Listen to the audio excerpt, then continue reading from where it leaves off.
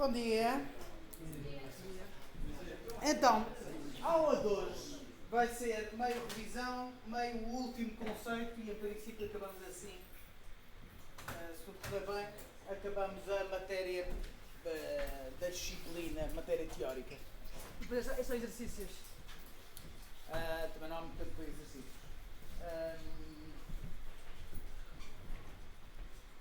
Portanto, na aula anterior nós falámos de programação orientada a objetos, POO. Não foi? E falámos da ideia de classes. Certo? As classes.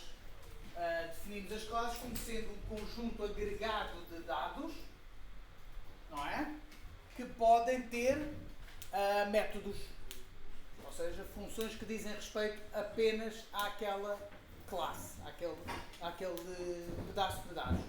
Correto? Também falámos de instanciação. Portanto, vamos ver agora estes conceitos rapidamente em fast forward. Portanto, definimos a ideia de uma classe. Portanto, por exemplo, uma classe. Vamos fazer a classe item. Ok? E podemos definir dados lá dentro. Por exemplo, um nome que é igual a uma string e uma posição, por exemplo, que neste caso vai ser um tuplo 00 by default. Ok? Até aqui ainda se lembra. Também falámos da ideia de um construtor. Espera aí, eu vou passar isto para o outro sítio. Isto acho que não vai caber assim.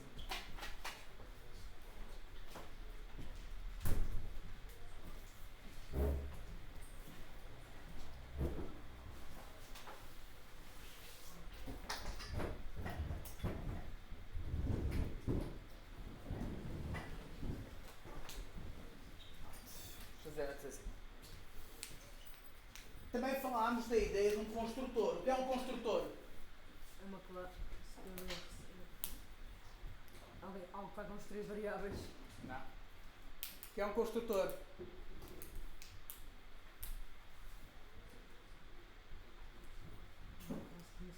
Sim? Lá. São um método especial das classes. São invocadas para criar novos. Sim. Ou seja, é um método especial, tem um nome __init __ e pode receber múltiplos parâmetros que me permite inicializar um objeto deste tipo como eu quiser. Portanto, neste caso recebe sempre, aliás, como todos os métodos, recebe como primeiro parâmetro sempre o próprio objeto a que isto diz respeito, sobre quem foi invocado. Okay?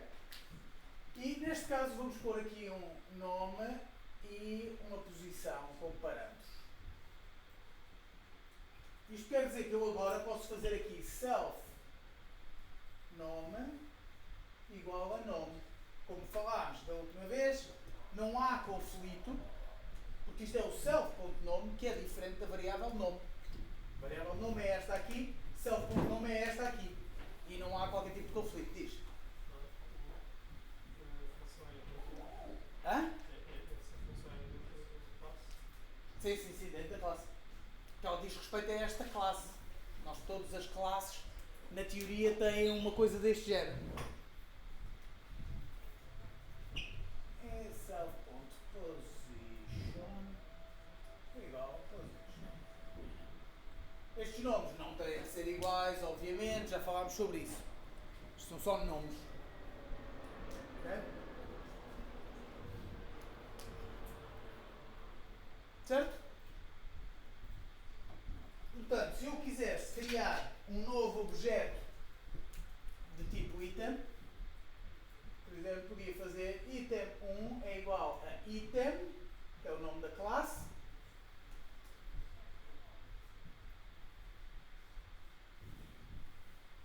e dar-lhe, seja lá o que fosse, de parâmetro.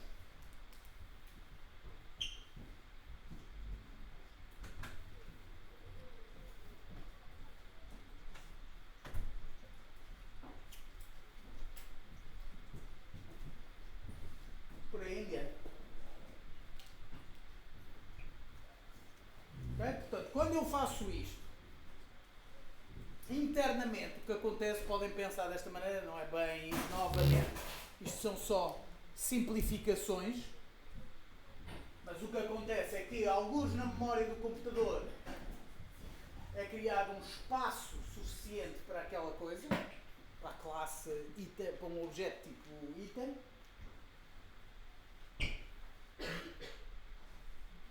Okay? E depois, esta função é chamada. E este self vai ser apontar aqui, ou seja, é no fundo aquilo que ele cria, o espaço que ele cria. Que é para depois eu a seguir poder inicializar com as variáveis que eu quiser. Reparem que elas nem sequer têm que existir aqui. Okay? Eu posso simplesmente escrever aqui, por exemplo, self.value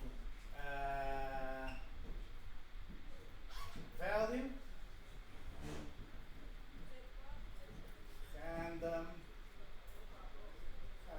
and int.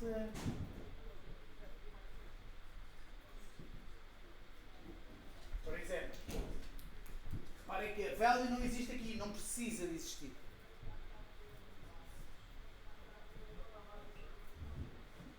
Okay? Isto é só quase que informativo para nós conseguirmos perceber que esta classe, esta coisa, tem aquela variável. Sim?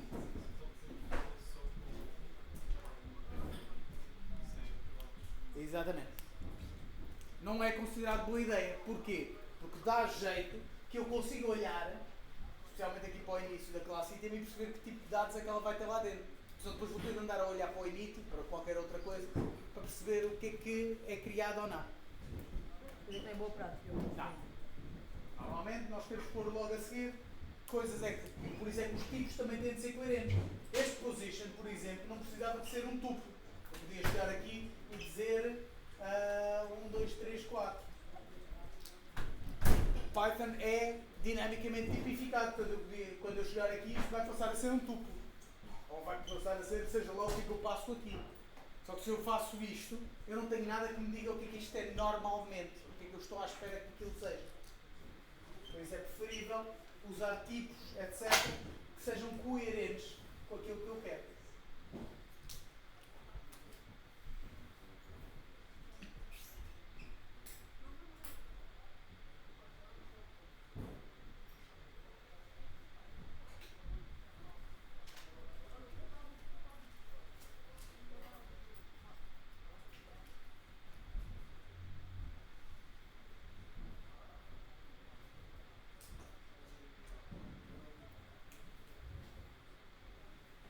Ok? Está claro esta parte? Não se esqueçam que estas duas coisas criam objetos diferentes. Ou seja, aquilo é a classe, é o plano. Isto são objetos diferentes. Ou seja, as coisas de um não mexem com as coisas do outro. Ok? Isto também está claro. São coisas independentes. Mas é preciso ter cuidado com isto. Aliás, ainda não vamos fazer outras coisas primeiro. Já lá vamos. Ok? Então, se eu agora chegar aqui e fizer print item 1, o que é que aparece? XPTO e as coordenadas onde está? Não. Porquê que havia de aparecer isso? Não te esqueças, o computador é muito estúpido. Ele vai dar erro, o computador não sabe o que é que... Sabe? Ele sabe o que é que o item 1 é. Ele não sabe como é que há de o representar em condições. Imagina que aqui havia 200 variáveis diferentes. O que é que o print devia, qual das 200 variáveis é que ele devia mostrar? Ou seja, não há nada que nos indique. Portanto, se nós fizermos isto, eu vou-vos mostrar em código. Ele diz que é uma classe qualquer coisa. Exatamente. É a única coisa que ele diz, que é a única coisa que ele sabe. Portanto, Podia mostrar todas as variáveis? e se tivesse 1000 variáveis ou 1 milhão, ou uma lista com 10.000 itens, o que é que era suposto mostrar? Isso não faz sentido.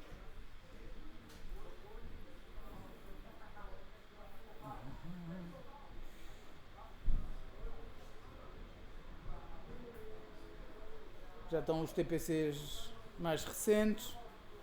Se quiserem exercícios destas coisas, vou aqui fazer um. Portanto, se eu chegar aqui e definir uma classe,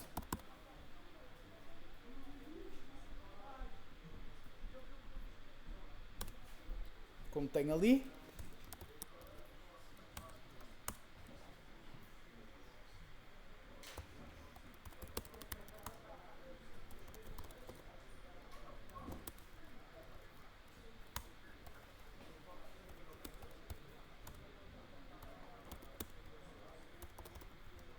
Suponho que está-se vazio daria algum erro ou não?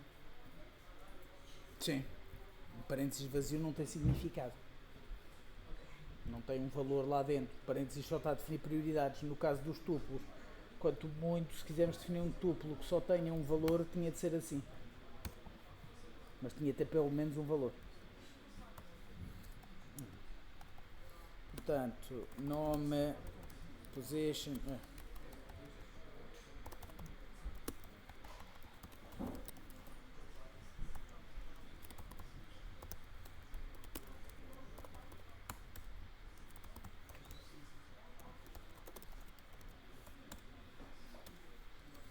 Portanto, se eu agora definir aqui um item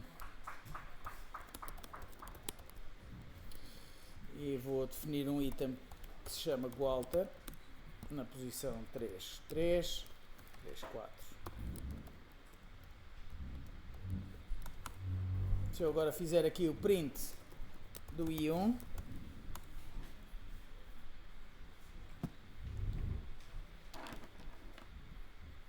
estão a ver o que é que aparece ali em baixo? O print diz só isto. Underscore, underscore main, isto aqui é o nome do módulo ao qual esta classe pertence. Neste caso, como é o nosso programa principal, chama-se underscore, underscore main, underscore, underscore. Depois é o item, é o tipo, a classe, e depois ele diz que é um objeto e depois põe uma posição de memória. Porque é o que ele sabe sobre este objeto. Já não é mau ele saber que isto é um objeto. Ok? Não, é só para vocês terem uma ideia. Agora, era porreiro nós de facto conseguimos representar um objeto deste tipo. Então, vamos escrever vamos fazer uma função, um método, que escreva este objeto, que descreva este objeto, mais precisamente. Então, vou acrescentar aqui uma função, em vez de I1, aliás, vou deixar isto, e vou escrever, não, vou tirar, I1.log. Portanto, vou fazer aqui vamos criar uma função chamada log, que escreva isto. Como é que eu faço isso? Def log. Def log. Mais. Parâmetros. Recebe o que vai escrever, Não. mas a correção de um self. Mas receber um self é um método. Mais. Não recebe o nome e a posição onde vai. Porquê que havia de receber isto? Se é um método, eu já sabe qual é que é. Então não Tens o recebe self? nada? Ela está a receber alguma coisa aqui em baixo. Não. Portanto, self. E agora? Simplesmente escrevemos, como quisermos. Portanto, neste caso, eu vou fazer aqui uma string formatada. Não vou fazer uma string formatada, porque não cheguei agora. Item. Vou abrir aqui um parênteses. Mas não vou abrir este parênteses, porque senão isto aparece uma coisa que vem do código. Não, vou fazer antes traço. E agora vamos escrever o nome. Depois vamos escrever dois pontos, abrir um parênteses. Escrevemos o primeiro parte da posição.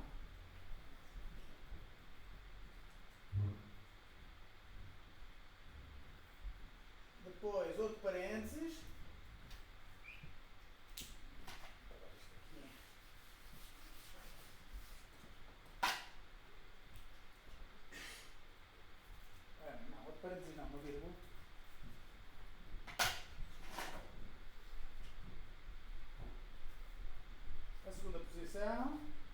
parte da posição, mais precisamente.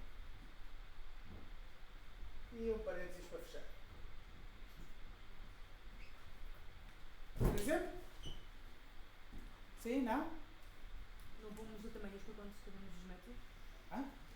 Deve lá não tem letra maiúscula, não fica com letra maiúscula? Como nós quisermos.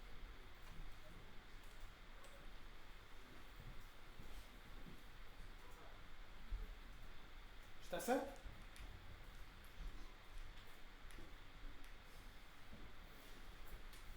Afirmo que não está certo. Portanto, onde é que está o erro?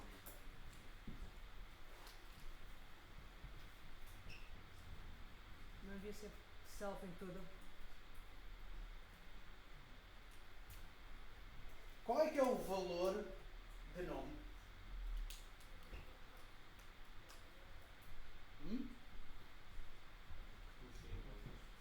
É o default? Não, porque eu criei o item. Portanto, está aqui o item. Qual é o valor de nome? Não. É uma string vazia. Aliás, não é uma string vazia, é um erro. Não existe nenhum nome. Porquê que não existe nenhum nome? Porque isto não é... Nome não existe. O que existe é self.nome. Sim? Sim. Ok? Portanto, para ficar correto, vamos fazer aqui outra vez.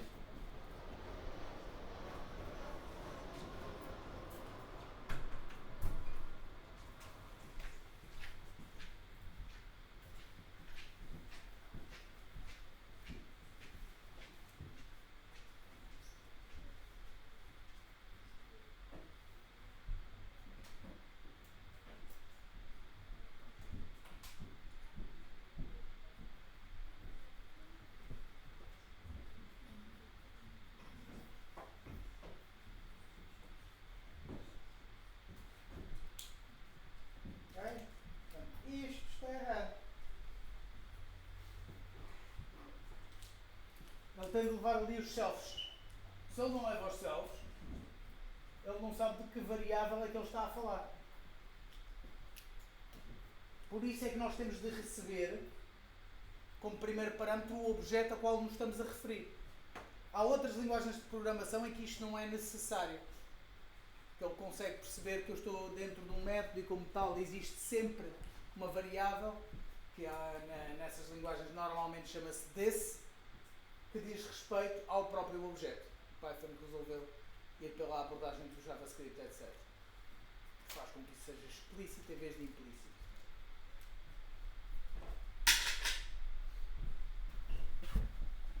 Portanto, se eu criar então aqui a função log,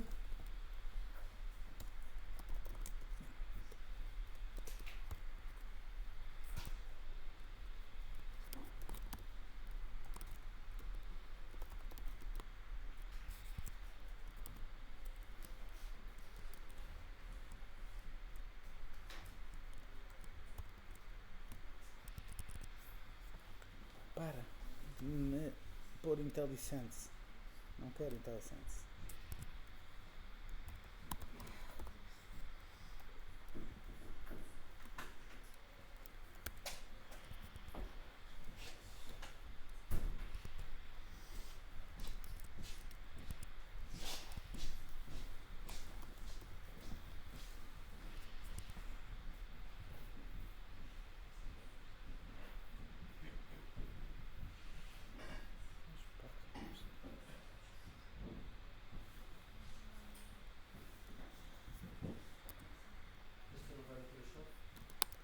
Não, porque é para vos mostrar o que é que aparece exatamente. É para vocês depois, quando isso vos acontecer, ou se isso vos acontecer, vocês perceberem o que é que vos está a acontecer. Ok? Portanto, se eu fizer isto,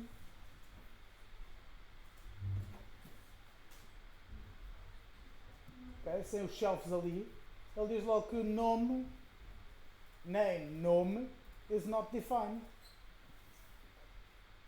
Ok? Portanto, as coisas têm de ter os selfies.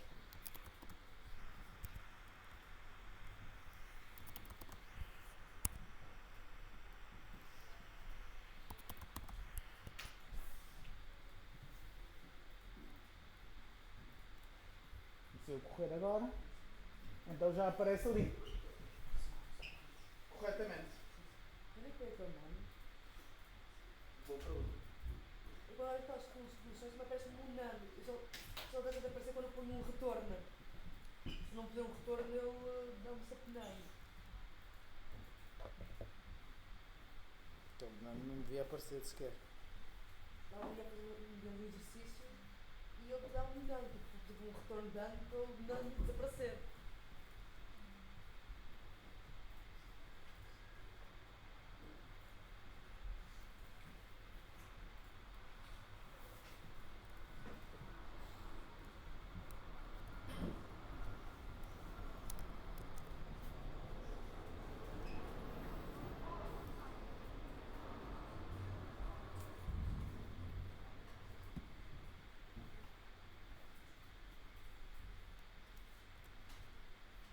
Qualquer coisa no print que ele está aqui a escrever que não devia.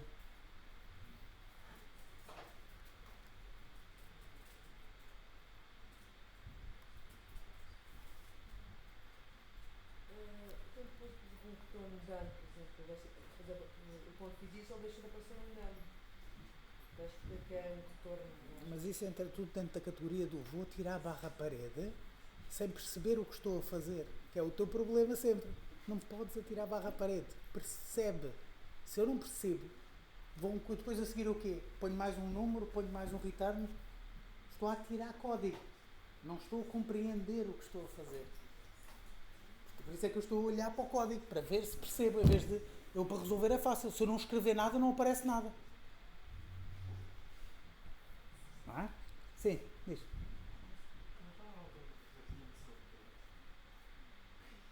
Estamos, sim, senhora. Tem toda a razão. Vês? É possível pensar nas coisas e chegar à conclusão. Tens toda a razão. Porque eu ia fazer outro exemplo antes. Mas sim. Eu estou a fazer um print de um print. Quando estava assim. Ok? Quando está assim, o que é que acontece? Ele chama o i1.log. O i1.log faz um print, que é este print que está aqui em cima. E o que é que ele retorna a esta função? Não retorna nada. Portanto, aqui o print recebe como retorno um none, que é exatamente o que ele está a escrever. Ok? Portanto, para fazer isto, como isto deveria ter sido feito, já vos vou mostrar. Portanto, assim, se eu fizer só i1.log, ele só faz um print. Não depende de um retorno. Apesar de que o que nós vamos querer fazer depois é print isto. Ok? E assim já não aparece o none que estava a aparecer. Ok?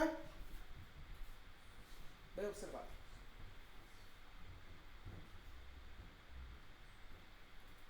Ok, agora, de facto, isto leva-nos então aqui a uma questão de design, de arquitetura do sistema. Faz mais sentido, se calhar, uma função de log devolver uma string que depois é escrita ou fazemos o que quisermos com ela, do que se calhar escrever diretamente. Não é? No fundo, uma representação textual da string. Faz mais sentido haver uma função dessas. Não é? Pode ser usada em mais contextos do que simplesmente escrever. Se eu quisesse escrever uma coisa que não usa prints. E há dessas coisas. Okay? Portanto, então vamos mudar esta função. Mas vou fazer outra coisa antes. Aproveito para vos ensinar qualquer coisa que tem tempo. Ok?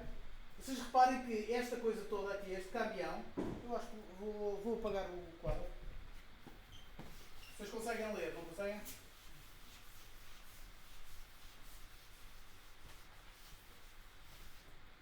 Este caminhão todo, isto começa a tornar-se um bocado complicado de ler.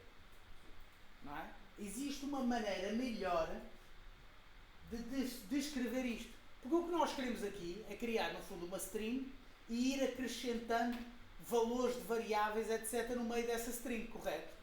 Existe uma maneira, nas linguagens de programação mais modernas, JavaScript, C#, etc., existe uma maneira mais elegante, vamos chamar assim, de fazer isto.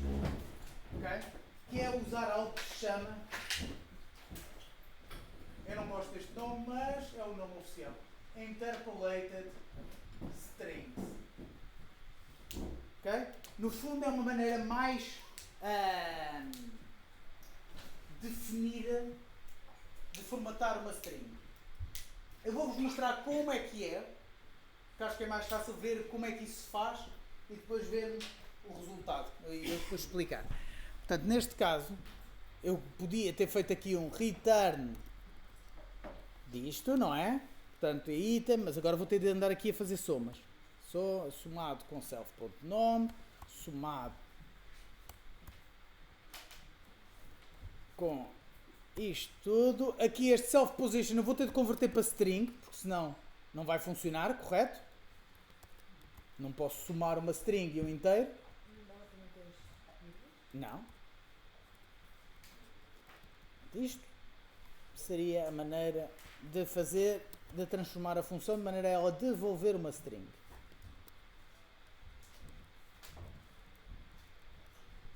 Pronto, e agora já podia fazer aqui print log.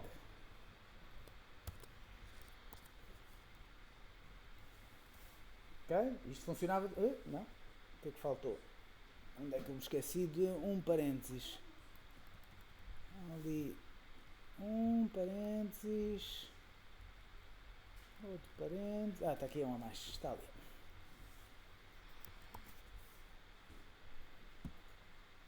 Não, isto funciona da mesma forma. Só que agora devolve uma string que eu estou a escrever com o print. Ok? Mas isto continua a ser excessivamente complicado de ler. Então o que é que eu posso fazer? Posso fazer isto. Return.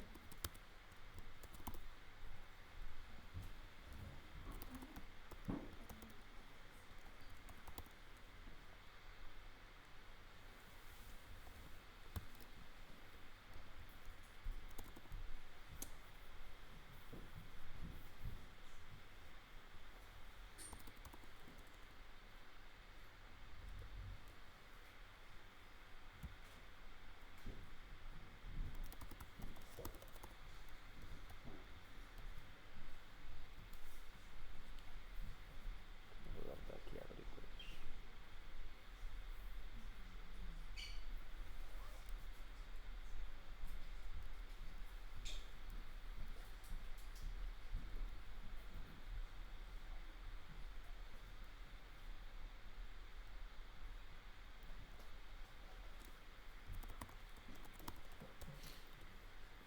Depois de escrever neste teclado.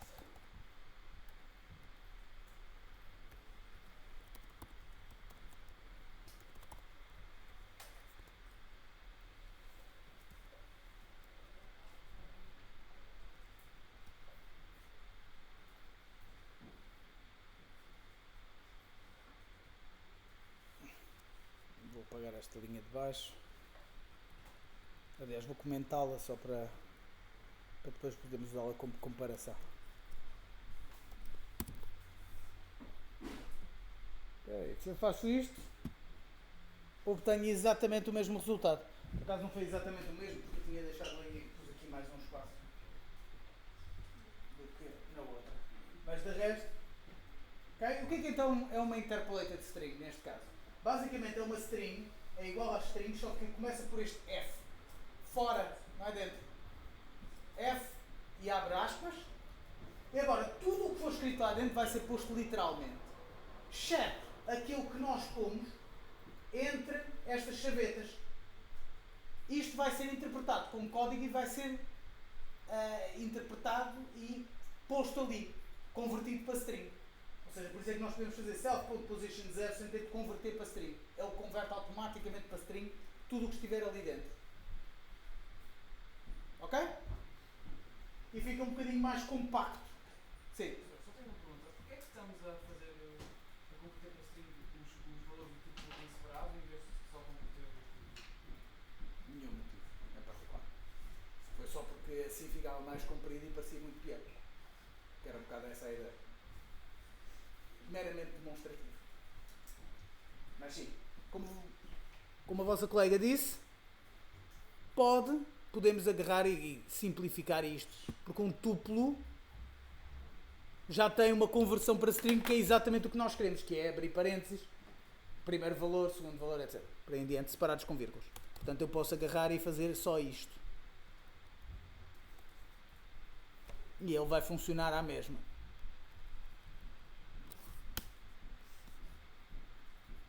Da mesma forma.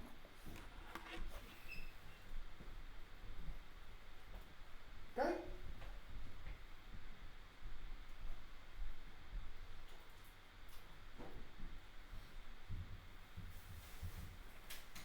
Estão a perceber? A ideia das interpolated strings é simplesmente uma conveniência. Okay? Não faz nada melhor do que a outra maneira, é simplesmente mais fácil de ler. Sim. Por alguma razão quisermos manter as chavetas, vamos acabar para a esquerda. Sim. O caractere de escape. Portanto, se eu quisesse aqui desenhar, escrever umas chavetas no meio da string, eu podia pôr a barra antes para fazer caractere de escape. Caso não estava a funcionar, está a dar erro.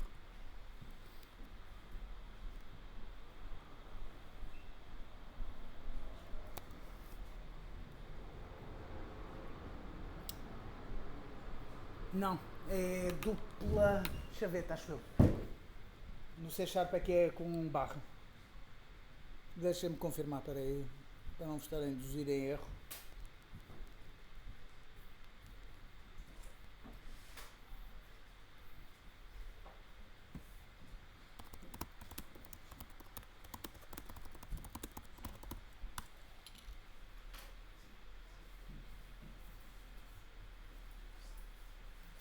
Exatamente. É duplo. Ou seja, não é com a barra, é duplicando.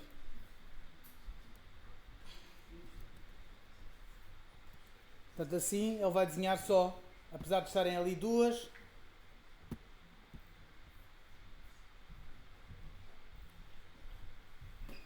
Apesar de estarem ali duas, ele só vai pôr um par. Okay? Se quisermos usar chavetas de facto.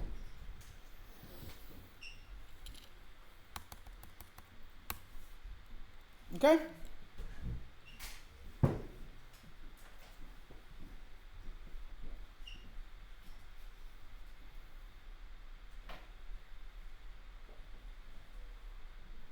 Agora, ainda podemos ir um bocadinho mais além. Ok, temos então aqui uma função que converte este objeto para uma string. Mas, como nós vimos, o self.position, por exemplo, que é um tuplo sabe converter-se logo para string e não interessa onde é que eu uso. Ou seja, eu se converter o objeto para uma string, ou se fizer um print, ou se gravar para um fecheiro, ele vai converter o tuplo corretamente. Felizmente, nós podemos fazer o mesmo com classes. Ou seja, eu posso chegar aqui e usar um nome especial para esta função. Se esta função, em vez de se chamar log, foi o nome que eu lhe dei, se chamar underscore underscore str underscore underscore, eu agora, cada vez que eu mando escrever o IO, neste caso, qualquer objeto deste tipo, ele sabe converter automaticamente. Isto é o que o tuplo faz por dentro. Portanto, agora, quando eu disser escreve-me Y1, quando escreve-me um item, não, já não aparece aquela coisa, aquele código que estava a aparecer antes, não é? Que era o nome da classe, etc. Mas sim, isto é a sua representação escrita. Isto tem várias vantagens, porque eu agora, se chegar aqui e fizer uma string que é igual a XPTO igual a mais str de 1,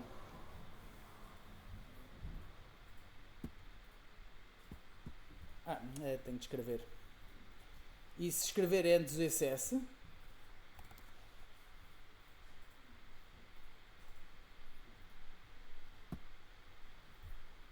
ele escreveu XPTO igual a e aquilo, ou seja, o STR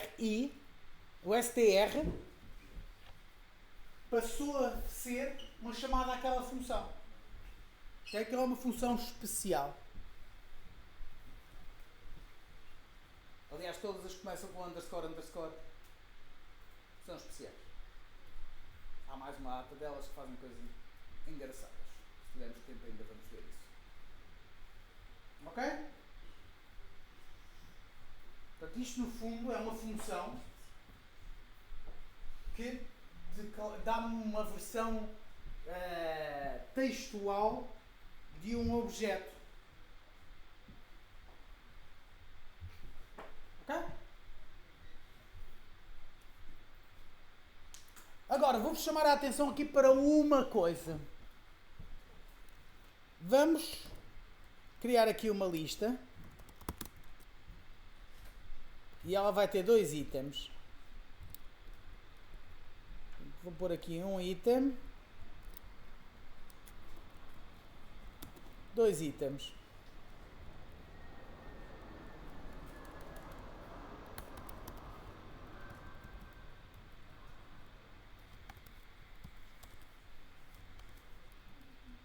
Okay? Ninguém tem qualquer tipo de problema com isto ser feito, correto? Escrever uma lista assim. Bom, estou a criar uma lista que tem 2 itens e esses itens são daquele tipo. Não há restrições sobre o que é que eu posso pôr dentro de uma lista, portanto, está tudo bem, correto? Certo? Pronto. Se eu agora fizer for item in lista, print item, o que é que vai acontecer?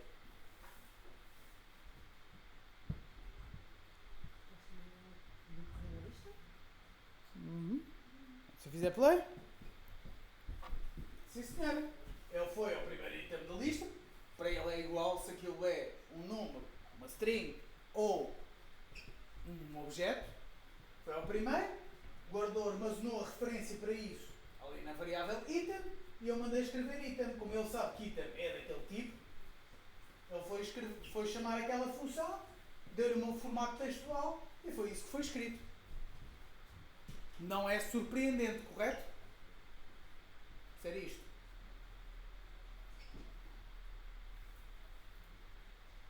Não. E agora, se eu fizer, em vez de fazer isto, fizer print lista, o que é que vocês acham que vai acontecer?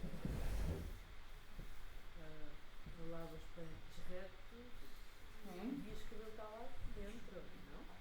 Devia escrever o que está lá dentro. Certo? Faz sentido? Vamos carregar aqui no play. E ele disse exatamente o mesmo que disse antes. Okay? É uma limitação do próprio Python. É uma limitação um bocado absurda. Tem motivos para ser. Tem a ver com batotas que se pode fazer. Isto é, eu posso ter uma lista que refere a ela própria, ou seja, eu posso criar uma lista dentro de uma lista em que ela é a própria lista. Se ela conseguir escrever-se, como eu consigo fazer este tipo de batotas, eu conseguia pôr dentro de uma lista um objeto que é a própria lista. Ou seja, eu consigo fazer uma lista que tem um objeto que tem uma referência para a própria lista. E o Python não teria maneira de descobrir que isto se está a passar. Enquanto se eu fizer uma lista que tem uma lista que é ela própria, vocês estão a pensar como é que isso é possível? Walter igual a 1, 2, 3 Walter.append Walter. Okay? No fundo isto cria uma lista que é 1, 2, 3 e depois é uma lista 1, 2, 3 que é uma lista 1, 2, 3 por aí em diante. É uma referência. Portanto, ela não é... Na teoria não há nada de errado com isto, mas na prática podem imaginar como isto facilmente cria estragos. A questão é que o Python consegue facilmente quando na função da lista que faz o str, ele consegue identificar este caso e então quando eu mando fazer print disto, ele não fica ali a fazer o print infinito de uma lista. Não é? Porque é muito fácil, eu só tenho de ver se estou a tentar escrever-me a mim próprio. Se estou a tentar escrever-me a mim próprio, não me escrevo. Faço aquele for each, aquele for item in list e tal. Portanto, não há problema. O problema é que eu posso fazer, dar a volta a este problema, criando um objeto que tem esta lista lá dentro.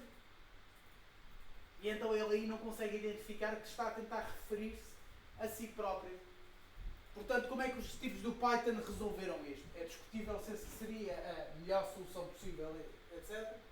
Mas a maneira que eles arranjaram para resolver este problema foi não permitir que,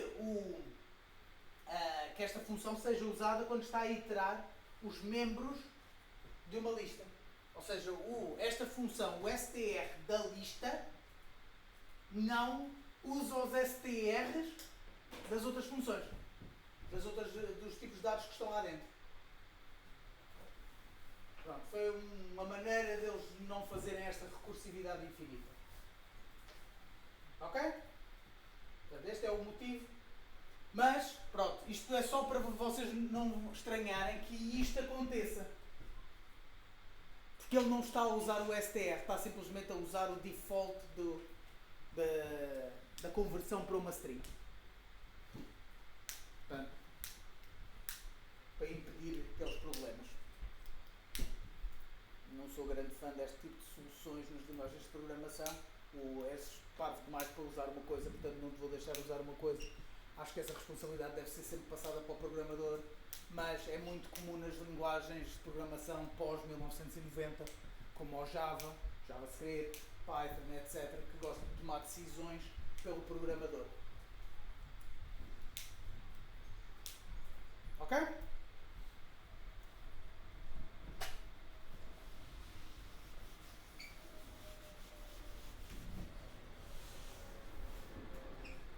Obviamente isto também se aplica a dicionários, etc.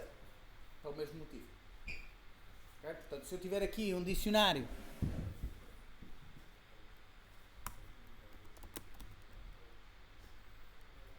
Oi? O que eu fiz? Deixei aqui algo que não devia. Ou abri algo que não devia, mais precisamente.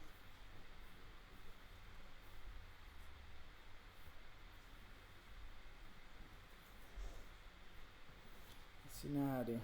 Desabrir aqui.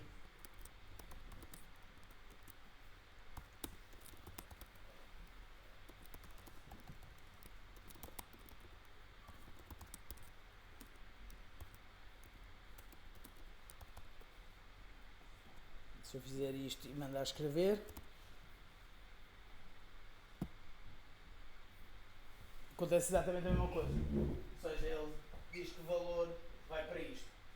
O motivo é o mesmo, para não permitir a recursão infinita. Ok?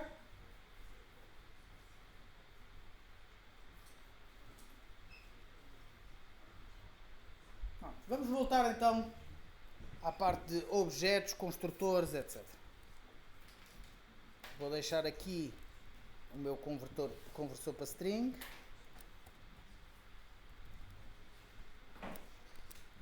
Vou criar aqui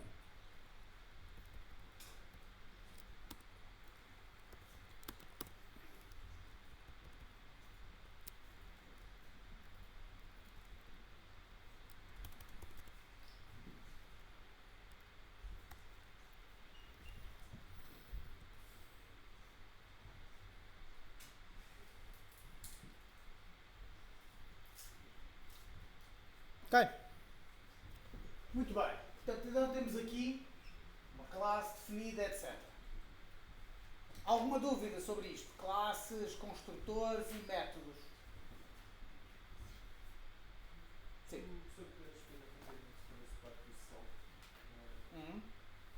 não tenho muito mal com isso, se for igual, mas obviamente o self é uma pessoa que autoreferência da classe. Deixa-me usar outro método, que se calhar é mais fácil ver com outro método.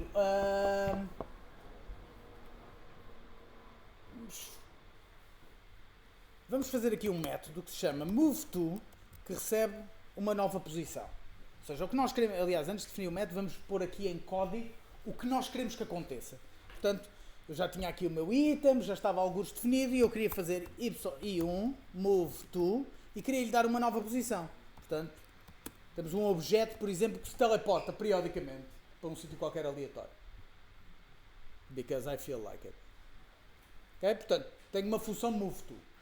Okay? Portanto, essa função recebe manifestamente uma, vou chamar-lhe new position. Certo? Só tenho aqui um parâmetro. A questão é que existe um outro parâmetro, só que está escondido. Que é, este I1 é passado como primeiro parâmetro de facto. Não recebe o self? Hã? Não põe-se o self? Ele é o self. Isto é a chamada. Não, na Pois. função. Estou a fazer passo a passo. Ok? Portanto, apesar de eu só ter aqui um parâmetro, existe este parâmetro que é escondido. E esse parâmetro, normalmente em Python, chama-se self. Mas não é obrigatório. Podia chamar Walter. Podia chamar qualquer outra coisa. Não é relevante. Como em quase tudo em programação, o nome é incidental. Pode ser que esteja na primeira. É a primeira posição. Ok? Há outras linguagens de programação, como o C# ou o C++ e o Java, por exemplo. As primeiras linguagens mainstream orientadas a objetos, que o que fazem é que isto está lá, mas é invisível. Ou seja, existe um parâmetro chamado this, que está lá sempre, mas não aparece na lista de métodos. Ok? Simplesmente está.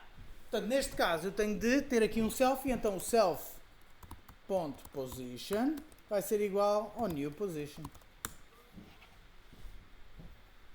Ok? Portanto, o self é o que eu uso para conseguir aceder àquilo que é os dados atómicos do mesmo objeto. Se quisermos ver isto de outra maneira, ter isto aqui, e um moveTo 35, é açúcar sintático. Ou seja, estamos só a disfarçar algo que, na verdade, o que está a acontecer, isto é um bocado mais sofisticado, o mecanismo é um bocado mais sofisticado do que isto que eu estou a descrever, mas para pensar sobre ele é mais fácil.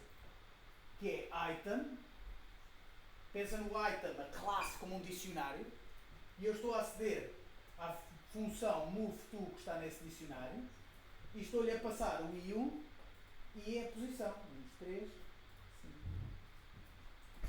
Isto é formalmente equivalente. Aliás, informalmente equivalente. Formalmente não é igual. Porque existe algo que se chama overloading, polimorfismo. Já vamos falar sobre isso. É uma das melhores palavras da programação, polimorfismo. Ok? Pronto. Mais alguma dúvida?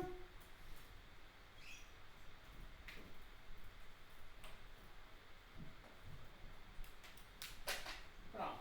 Então, agora que já temos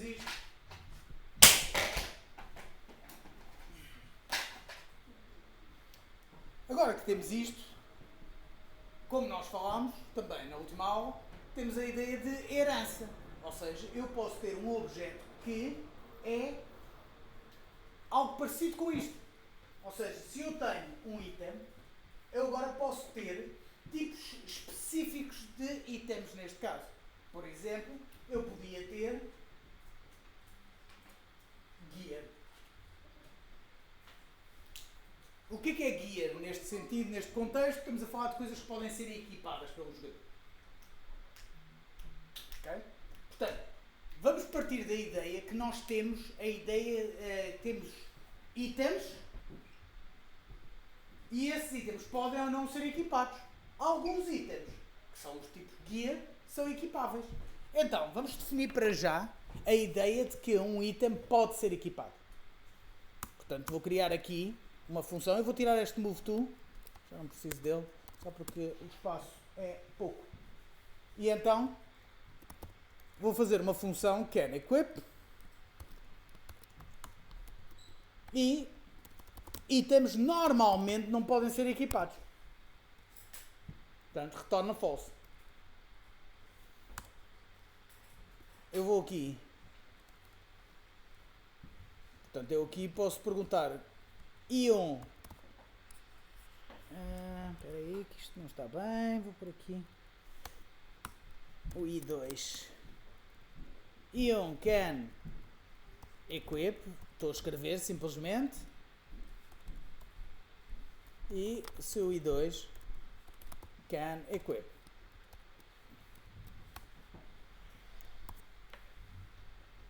Ok?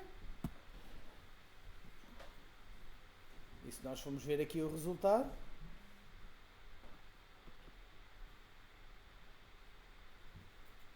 então o que se passou aqui? Falta o self, sim senhor. Ele estava a dizer que falta ali um item, uma coisa posicional.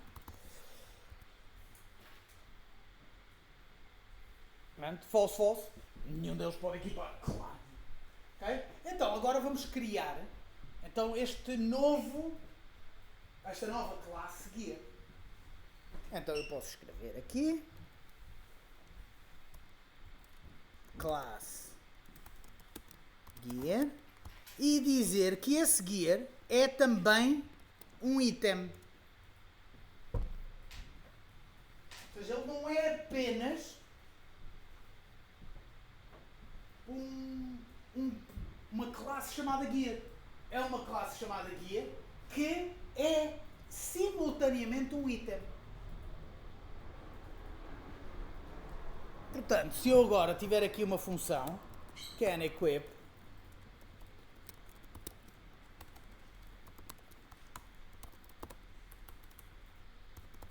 esta retorna true. E portanto eu aqui no i2 vou dizer que isto é gear.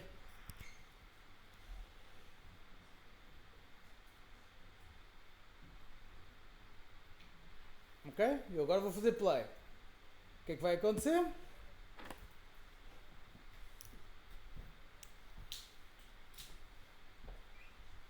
Vou fazer print do i2.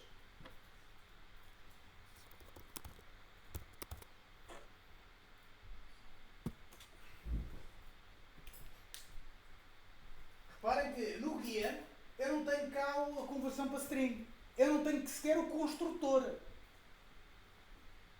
O que eu tenho é simplesmente esta função de canEquip. Portanto, ele quando chama o i1 canEquip, ele vai ver, ok, qual é que é a tua classe? És um item. Então tens uma função de canEquip, tens sim senhor, eu vou usar. Aqui no i2, quando eu faço aqui i2 igual a gear, ele vai procurar um construtor. Ele vai procurar um construtor para o gear. Mas o gear não tem um construtor. Não é? Portanto, ele a seguir vai ver, ok, mas o gear também é um item. Deixa ver se o item tem um construtor. E então vai lá.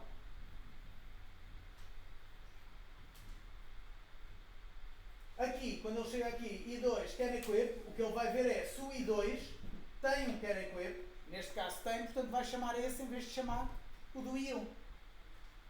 Por isso é que eu digo que isto não é exatamente igual fazer i1, como tínhamos há bocado, move to,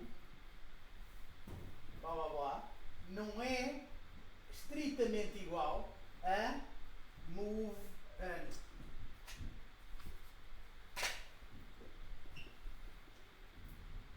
item.moveTo.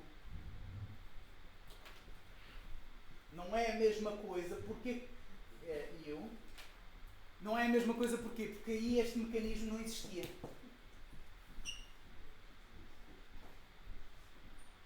Ok? Isto usa algo internamente que se chama uma virtual table, uma vtable. Diz.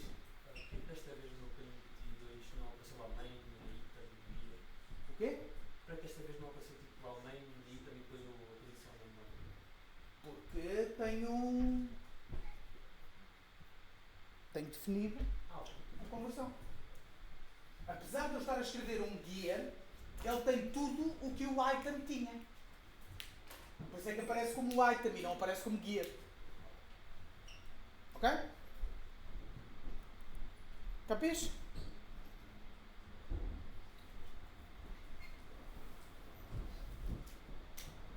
Isto é a coisa mais importante em programação orientada por objetos.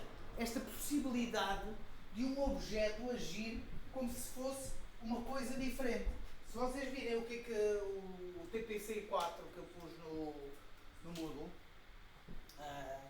não se esqueçam que esses TPCs são completamente opcionais, é só se vocês quiserem alguma coisa. Um dos exercícios que lá está, acho que é o terceiro que lá está, é um exercício bastante difícil, ok? Não estou à espera de milagres. Porque é um exercício que trabalha muito com esta ideia. O que é que eu posso definir nas classes base e usar nas classes que descendem, as classes filho, nas classes derivadas. Ok? Pronto. Todo este conceito que eu estive aqui a falar, tudo isto, esta coisa,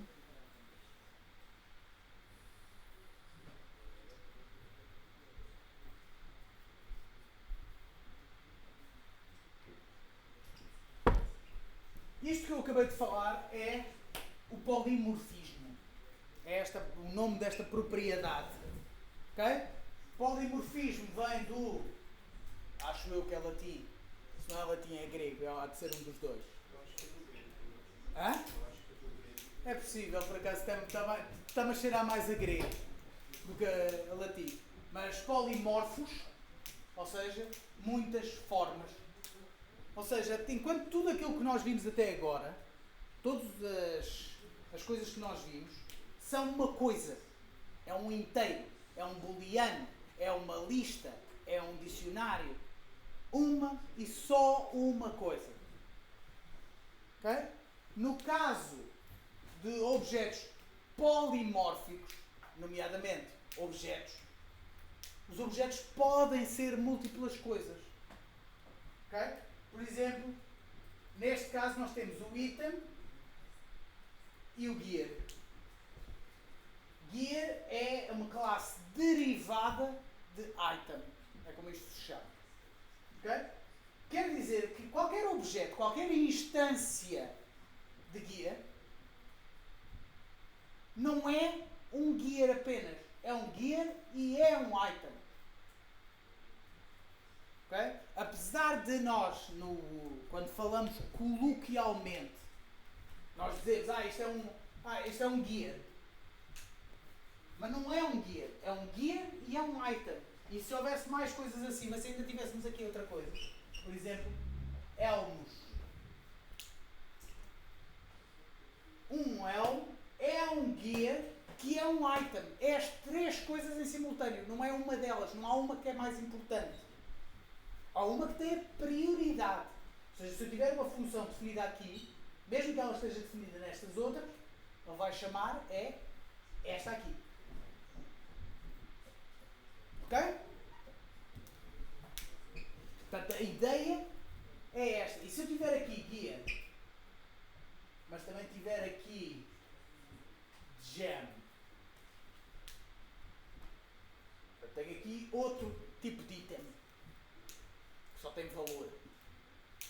Aqui quando eu tenho gem, quer dizer, ele não é um guia. Ele é um item. Ou seja, ele tem disponível tudo o que o item tem. Mas não tem uma única coisa que o gear e o elm tenham. A palavra adequada para isto é herança, de facto. Okay? Portanto, quando um objeto é polimórfico, tem a propriedade de polimorfismo, quer dizer que eu tenho estas coisas disponíveis. O objeto ser múltiplas coisas e ter prioridade a coisa que é no nível mais baixo. Mas não é exclusivo. Por exemplo, se eu tiver um inventário, há alguns no meu jogo, character tem um inventário. Se um character tem um inventário, esse inventário faz sentido é ter items lá dentro. Sim, alguns desses items são gear, alguns desses items são gems, alguns desses items são elms, mas o inventário, para ele, aos olhos dele, são só itens. Ou seja, ele só pode usar coisas que são relativamente do item. Estão a perceber a ideia? Há maneiras de fazer batota, de dar as voltas a isto tudo, obviamente, como em tudo em programação, mas essencialmente é esta a ideia. Ok?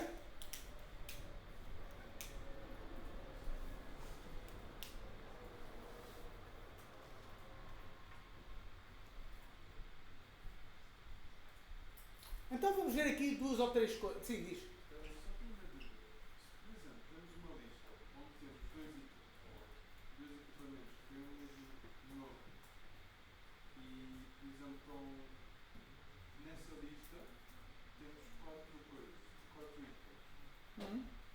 e esses equipamentos estão no centro. Nós vamos à posição onde eles estão ou vamos ao nome mais a posição? Isso depende da arquitetura, não há uma resposta para isso, depende. Normalmente depende a nível de design, se podes ter múltiplos objetos com o mesmo nome, por exemplo, não é? Todas essas coisas. Normalmente, internamente nos jogos, tu nunca trabalhas diretamente com nomes. É normalmente, chama-se a isso um code smell. Code smell é coisas que quando um programador experiente vê, pensa, isto vai dar raia com alguma coisa. Pronto. Um code smell muito comum é esta ideia de usar nomes para definir qualquer coisa. Normalmente usa-se qualquer tipo de ID. Ou seja, cada um dos objetos, cada um dos trilhões de objetos que fazem, sei lá, drop numa rede de Diablo, caem milhares de objetos. Todos eles têm um ID único. Eles são objetos efetivamente únicos. Cada um deles tem uma posição no mundo que depois pode ser tirada quando tu desligas do servidor e voltas a ligar, desapareceram as coisas. Porquê? Porque ele já não interessa, estava ali no chão. Mas é um objeto único. É uma coisa separada. Portanto, normalmente não se acede a coisas por nomes. Ok? O nome é uma coisa para seres humanos. Ok, portanto, vamos imaginar então que vamos definir aqui um pouco esta hierarquia e vamos levá-la um pouco mais longe. Ok? Nomeadamente, um pedaço de equipamento.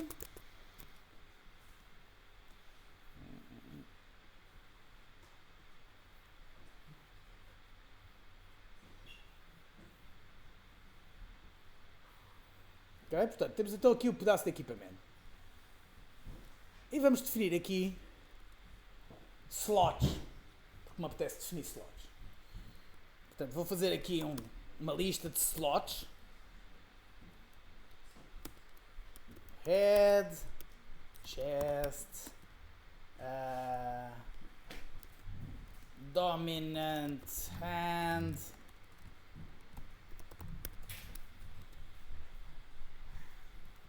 Não, temos slots. Então, o que eu quero aqui no gear é que eu possa dizer, olha, é slot 0. Corresponde ali à head, neste caso. Ok? Mas obviamente isto não vai funcionar. Porquê? Eu vou correr isto. Não está sucedido. Não é? Ele vai dizer aqui, item.init takes 3 positional arguments but 4 were given. Porquê? Eu estou a dar aqui 4 parâmetros. 1, 2, 3, mais o self. 4. Mas realmente o único, como o gear não tem um construtor, ele está a ir buscar o construtor do item e o construtor do item só recebe 3 parâmetros. Certo? Bastante lógico, apesar de que se calhar a terminologia desta maneira é assim um pouco mais complicada do que poderia ser. Portanto, obviamente nós temos de construir um construtor para o gear, que recebe então o tal parâmetro extra. Não é? Portanto, eu podia chegar aqui. Tu podes usar o construtor do item ao mesmo tempo que o seu próprio construtor? Não exatamente. Portanto, vamos chegar aqui.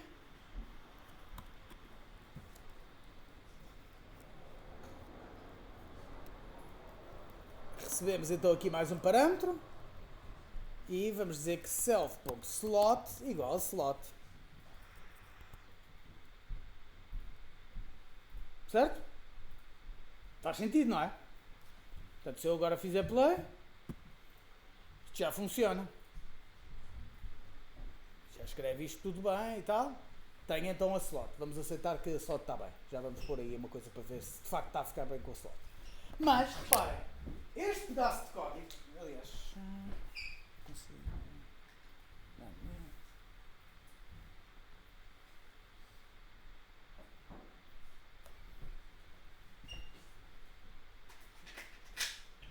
Este pedaço de código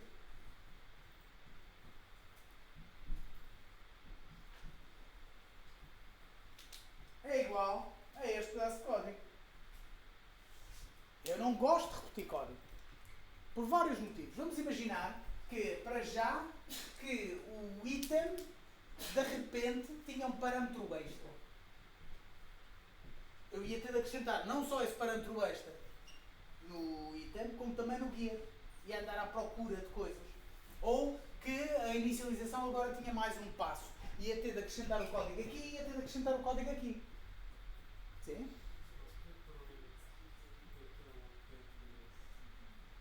Mais ou menos.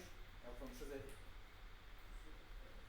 Ok? Portanto, o problema aqui é que nós não temos. O que nós queremos conceptualmente fazer, foi como foi sugerido, é nós queremos de alguma forma dizer que como guia é um item, nós queremos chamar o construtor de guia, de item, antes de chamar o construtor de guia. Ou seja, vamos inicializar primeiro aquilo que é do item e depois a seguir vamos inicializar o que é o do guia. Certo? Portanto, nós podemos indicar isto. Agora, tínhamos aqui várias maneiras de fazer isto. Por exemplo, uma delas, que está errada, mas vou-vos mostrar conceptualmente, porque novamente, aqui é uma questão de conceito. Eu podia dizer item.init self nome pos. Ok? Porque ele vai buscar o init, mas é o init do item. Estou explicitamente a dizer que versão do init é que está a ser chamada. E isto funcionaria. Ok? Se eu fizer play, está ali o item, está na posição que eu dei. Portanto, isto está certo. Porque não há aqui nada no guia que esteja a inicializar a posição.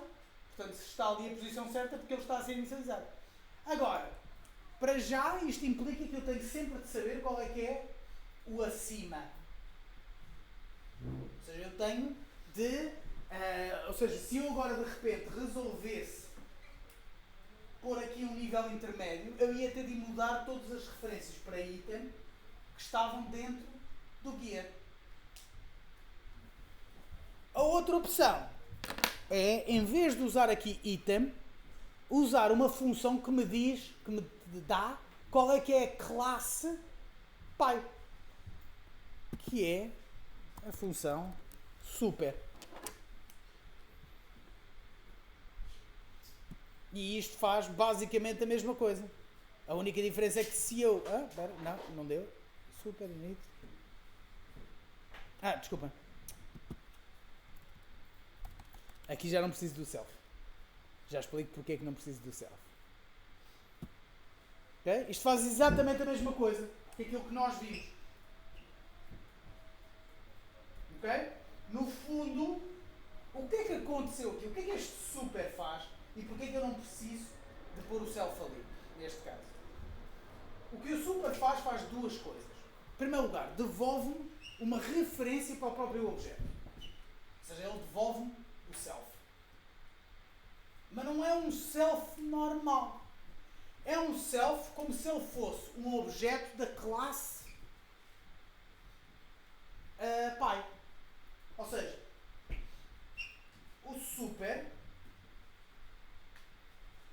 devolve-me o self como se fosse da classe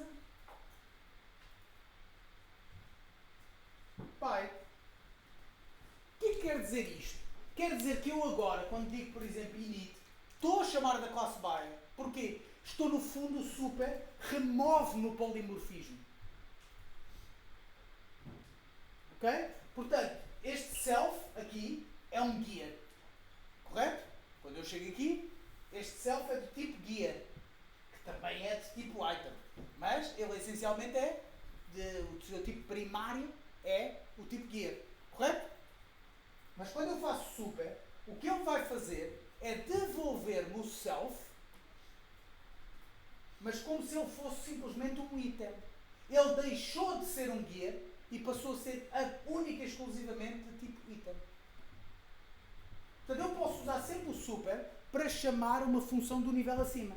Vamos imaginar que eu tenho um character, tenho um bonequito, e tenho uma função de render para desenhar o boneco.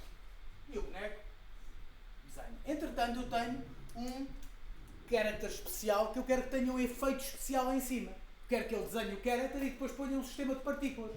Então o que eu fazia nesse render, nesse draw, era desenhar o character como se ele fosse um character normal e depois pôr o efeito em cima. Ou seja, quero chamar super.render e depois o resto. Ou seja, ele vai chamar sempre como se fosse da classe base. Isto é particularmente útil em construtores. Não só, mas particularmente. Ok? Perceberam a ideia?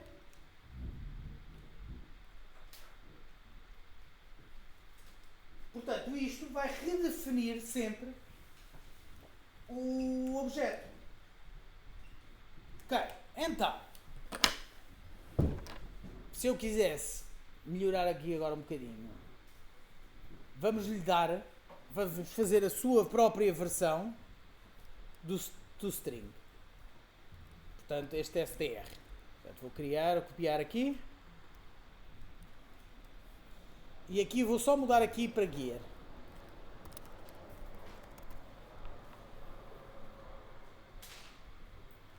Se eu carregar play, obviamente, isto vai funcionar. Agora escolheu gear. Porquê? Porque quando eu faço o print do I2, ele vai tentar converter I2, vai ver qual é que é o tipo de I2. I2 é um item. Não é? Portanto, se I2 é um item, desculpem, se I2 é um gear, ele vai ver ao gear se tem uma conversão para string. Tem aquele str. E chama essa. Ok? Agora, vamos fazer aqui, para ver melhor o que é que está aqui a acontecer, vou comentar aqui os nossos conversores para string. Ok? Portanto, eu não tenho conversão para string. Portanto, se eu fizer play, ele escreve-me simplesmente main gear object at aquela coordenada. Correto? Vou tirar aqui este can equip também.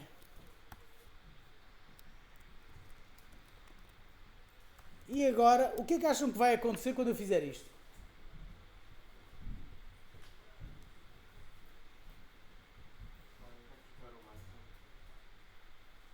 Vamos carregar no play.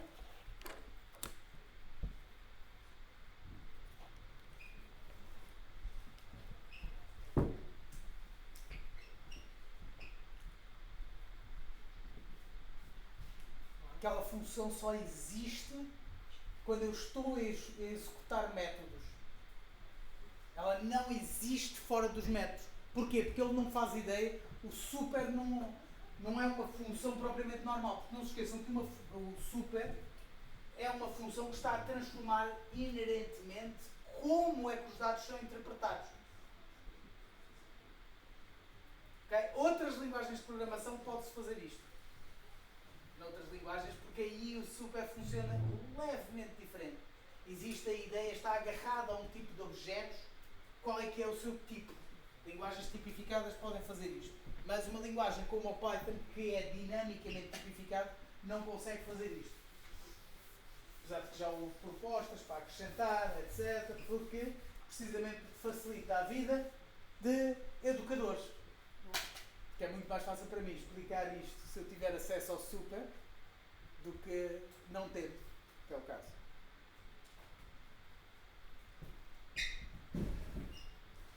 Deixa-me só aqui responder aqui uma pergunta.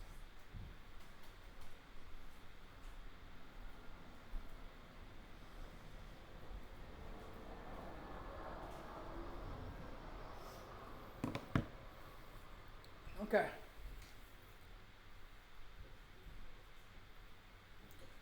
Dúvidas Portanto, super só é acessível dentro de construtores ou dentro de métodos. Ok? Uma das coisas que eu menos gosto em Python.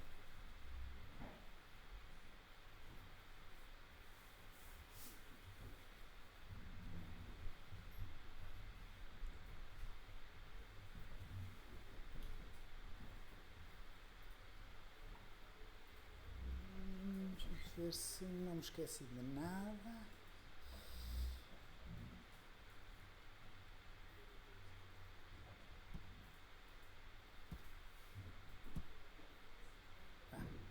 Não me esqueci de nada.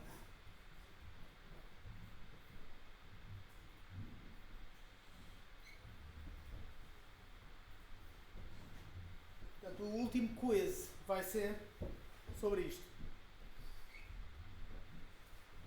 Aliás, o último não é o último quiz. O próximo, o quiz de hoje, fecheiros, exceções e assertions, etc. De hoje e amanhã, depende de quem é que tem hoje e quem é que tem amanhã. O quiz da próxima semana é que é sobre isto. E boas notícias, eu vou mudar a data do, do teste. Hã? Não, para hoje. Está aqui. Yes. Fogo. É por isso que eu chamo boas notícias. Fogo. Sim, vai ser para mais tarde, vai ser para depois das férias. Estava aí muita gente já a refilar, a dizer que não tinham conseguido ainda solidificar e eu compreendo.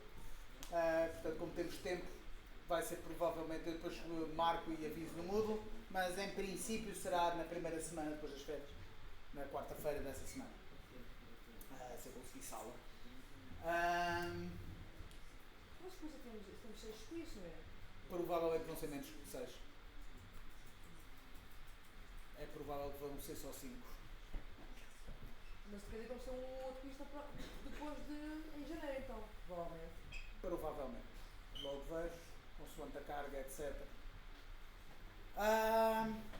Pronto, alguma dúvida sobre exames, testes, etc?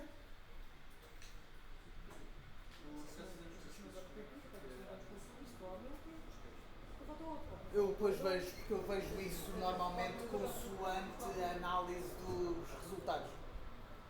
De maneira a favorecer, porque a ideia do eu só tomar em consideração alguns é favorecer. Mas vai depender um bocado disso. Porque nós tivemos aqui um atraso, porque estava muita gente a patinar. Sim.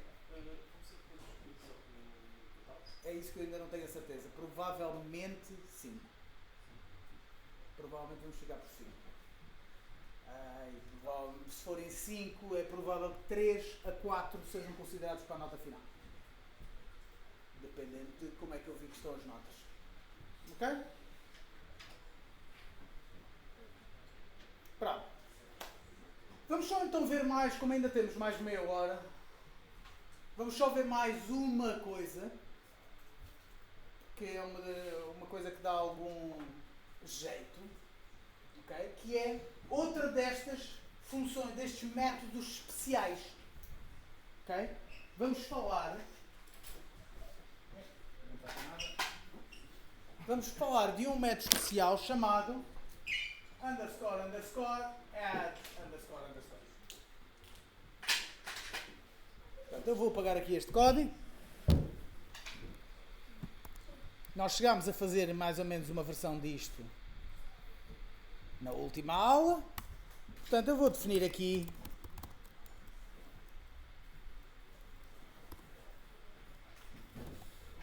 uma classe vetor, okay? E vai ter dois valores, um x e um y. Não é def.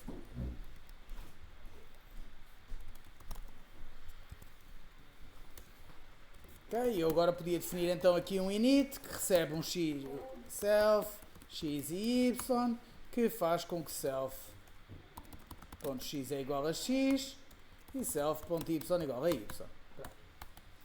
E eu agora podia fazer v1 igual a vec2, 2, 3 e v2 é igual a vec2, 4, 6. 7, pronto, pode ser. Se eu quisesse somar e obter um novo vetor, eu podia fazer v3 é igual a v1.add v2, não é? E então podia criar aqui um método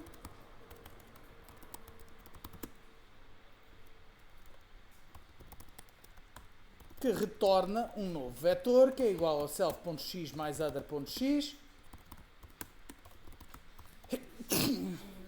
Opter não. Pá, é coisa deste género.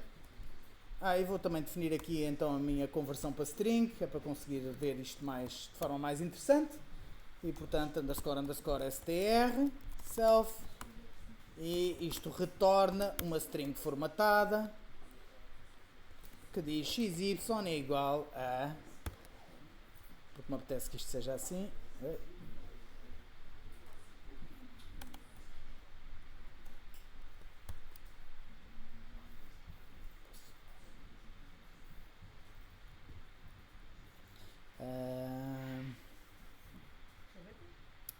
sim.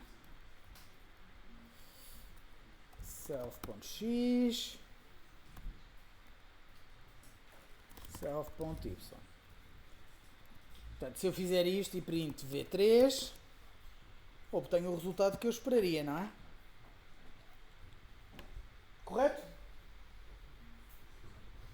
Deste código, alguém tem alguma dúvida em relação ao que foi feito aqui?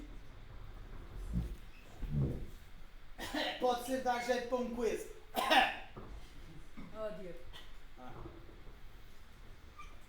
Okay? Ninguém tem dúvidas acerca do código que foi feito. Ou seja, eu criei simplesmente uma classe vec2 que tem dois campos, x e y, e tenho de definir uma função de add, que opera em cima de um objeto, não é? E devolve-me um novo objeto que é igual à soma dos dois. Neste caso, ali v1.add v2. Agora, isto não é muito simpático de se ler, não é? Neste caso, do add, até nem é muito mau. Mas, por exemplo, na subtração v1.sub v2, é v2 menos v1 ou v1 menos v2? É que no caso da soma, é irrelevante. Mas no caso da subtração, nem por isso. Portanto, torna-se pouco óbvio. Obviamente, podíamos ir olhar para o código e ver qual é que é. Mas, se as coisas forem mais óbvias, é melhor. Ok? Mas eu ali gostava de, em vez de escrever v1.add v2, eu pudesse escrever assim. Não é? Isto era muito mais conveniente. E, felizmente, posso. Ok? Se eu, em vez de fazer aqui a função chamar-se add, fizer, neste caso, é __add __, ela funciona dessa forma. Ou seja, o __add __, é uma função especial que, quando nós tentamos somar alguma coisa, ele trata isso como uma chamada a uma função. Portanto, quando eu faço isto,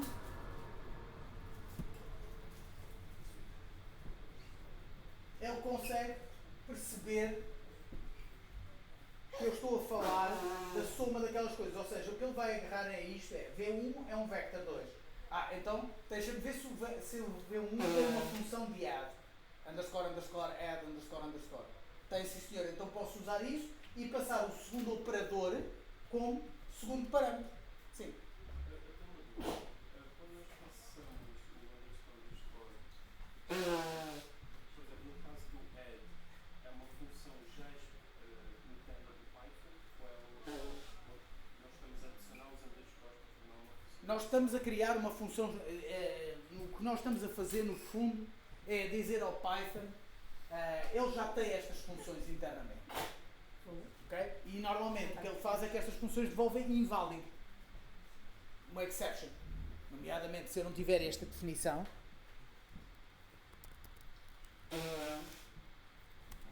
Por exemplo, se eu correr isto. Ok? O que ele faz é isto. Unsupported operand types for vec2 and vec2. Ele simplesmente vai olhar, vai ver que um add não foi definido, vai chamar da classe base, que é um object que não interessa, está em alguns dentro da estrutura interna, que o que faz é esta exception. Não existe. Uma lista, por exemplo, tem isto definido. Que vê, se o operando for outra lista, junta as duas listas. Por exemplo, uma string também vai ver se o outro operando é uma string ou se pode, se o outro operando é uma string, se for o outro operando for uma string, então aí soma, caso contrário dá o erro. E por aí em diante. Ok? Portanto, a função existe, são funções especiais. São para estes casos.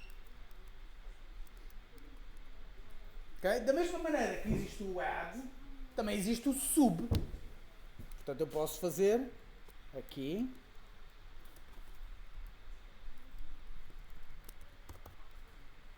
sub. E agora aqui vou usar a subtração.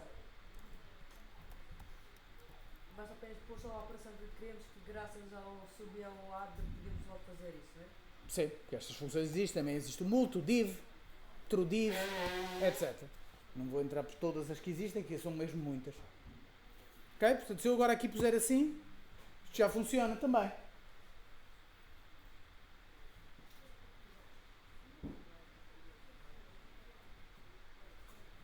Agora, há aqui alguns casos mais especiais, não é? Por exemplo, vamos olhar aqui para o caso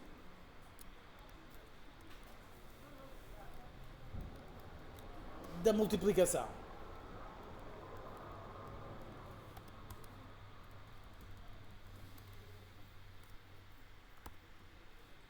Agora, como é que definimos a multiplicação entre dois vetores 2? Temos esse problema logo à partida, não é? Mas, neste caso, vamos definir como sendo o produto interno. É uma boa definição, como outra qualquer. Eu não gosto muito de usar esta maneira, por acaso, porque acho que é pouco explícito, mas vamos imaginar que era assim que eu queria. Portanto, reparem que neste caso, apesar de recebermos dois vetores, vamos devolver um número. Não estamos agarrados ao tipo de coisa que estamos a devolver. Da mesma forma como o operador AND devolve um booleano.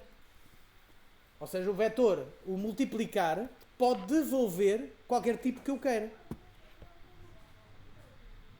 É? Ou deveria, se não tivesse dado erro.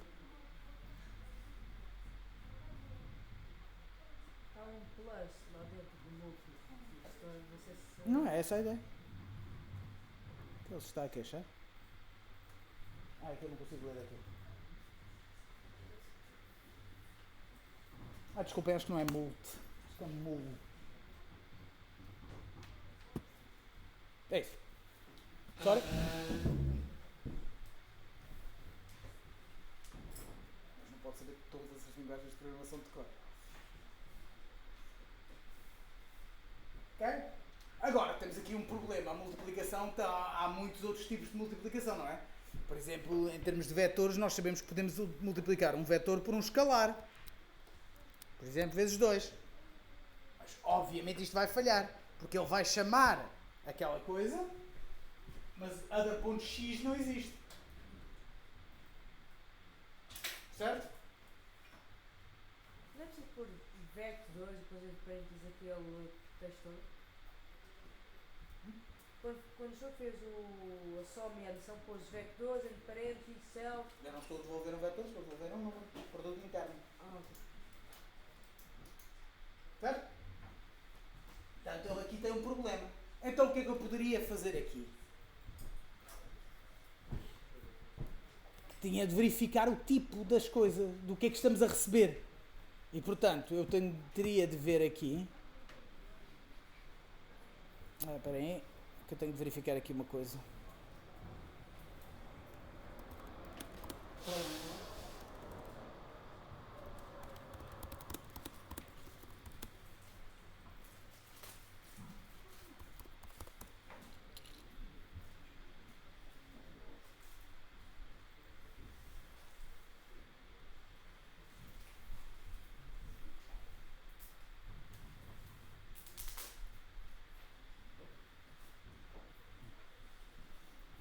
Ok, era isto. Portanto, se eu agora quero verificar, antes de fazer isto, eu quero verificar se isto é um vector. Se é um vector 2. Para isso, posso usar uma função que é isInstance. que verifica se um certo objeto, neste caso, se other, é de tipo vec2.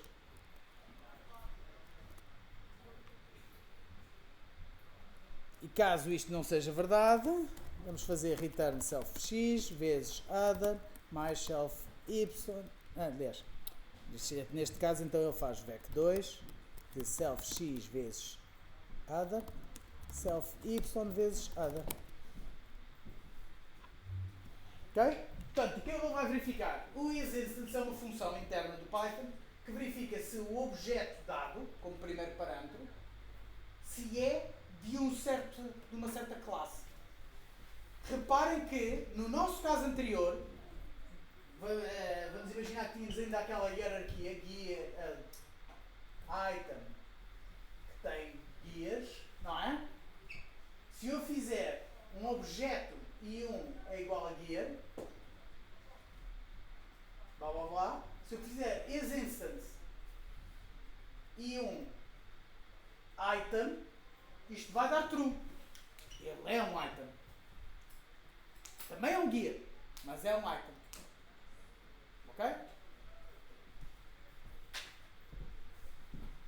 Portanto, neste caso, se eu fizer play, como eu estou a multiplicar por 2, o other vai ser igual a 2. Ele vai verificar, isInstance other vec2? Não, não é. Então, vai para aqui para o else e então devolve um novo vetor que é igual à multiplicação. Sim? O instance só funciona para classes ou funciona Para tipos também. Por exemplo, deixa-me lá ver se consigo pensar aqui um caso um bocado absurdo. Mas sim, funciona.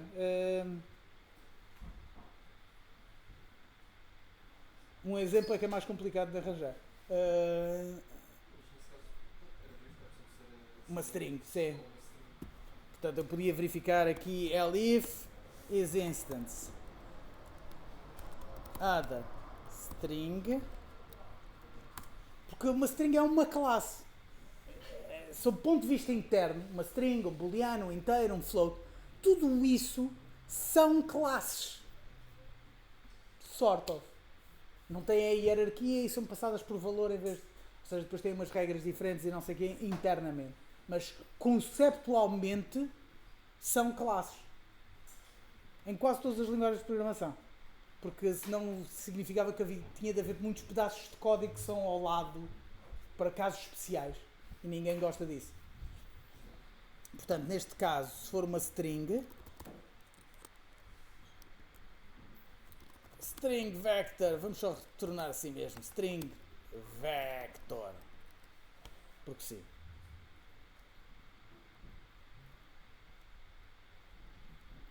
E portanto, se eu multiplicar aqui por xpto, ele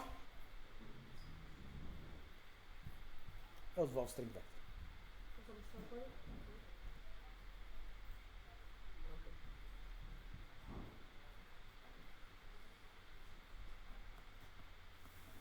Ok? Finalmente, há aqui só mais uma coisa que eu quero chamar a atenção, que é, portanto, isto funciona multiplicando por um número, ou por um float. Aliás, aqui até funciona bem, por exemplo, com um float. Não é um vector, portanto ele vai multiplicar. Portanto, funciona bem. Agora, o problema...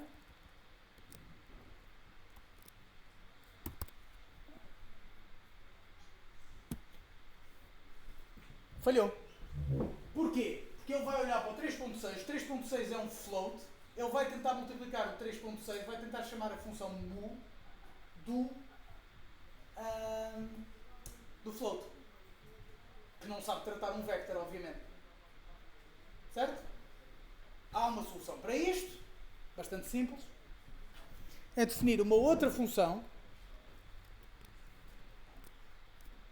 Aqui neste caso vai ser exatamente igual. Aliás, nem precisa de ser assim. Chamada rmul. E esta função o que vai fazer basicamente é fazer o contrário. Other vezes self.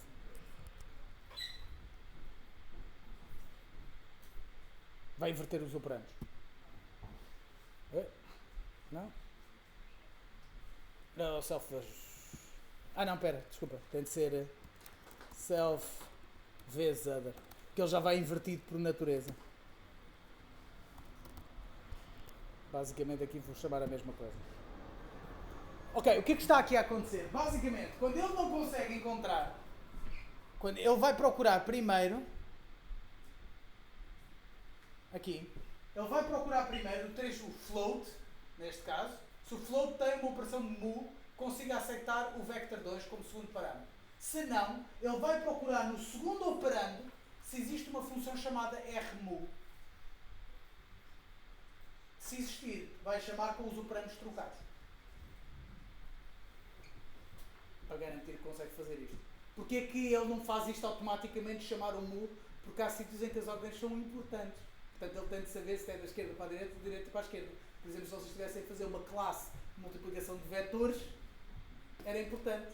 Porque multiplicar x vezes y é diferente de multiplicar y vezes x quando estamos a falar de vetores e matrizes. Caso não se lembrem. E se não se lembram, o professor Miquel vai ficar muito triste. Ok?